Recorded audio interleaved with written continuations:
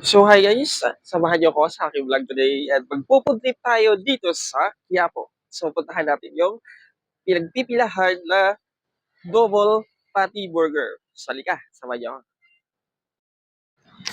So nandito na nga tayo guys, nakapila na tayo dito sa double patty burger na sikat at sumikat dito sa Quiapo.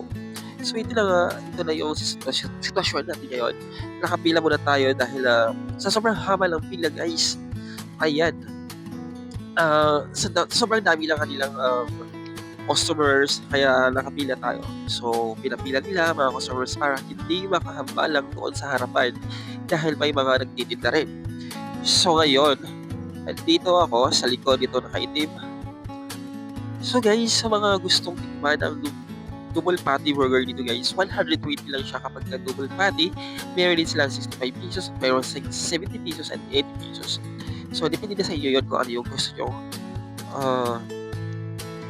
bibilhin. So, ako ang pinili kong ay double patty dahil gusto ko siyang i-try kung gaano talaga siya kasarap. So, mamili kayo ng gusto nyo maging sauce doon sa pinili yung burger. Ayan. So guys, ayan guys, ang dami talagang tao na pumipila kahit gabi na sila. May start sila ng 12 noon hanggang 8 p.m. ng gabi. So, yun lang yung schedule nila ng kanilang pagbubukas dito. So, ayan lang yung nakikita nyo ngayon ay single patty lang yan at meron ding double patty. So, ito yung kabaan ng pila before ako napunta dun sa harapan. So, pinipilahan talaga siya guys dahil nag-start na silang sumikat dahil nga sa mga ibang vlogger na napifuture na rin sila, na vlog na rin sila, kaya pinipilahan na rin sila. So, ito lang nalalapit na yan guys. So, yung pagluluto nila. So, oling talaga yung pag-iihaw nila ng patty. So, masarap to dahil oling, inihaw siya sa oling. So, ayun lang guys.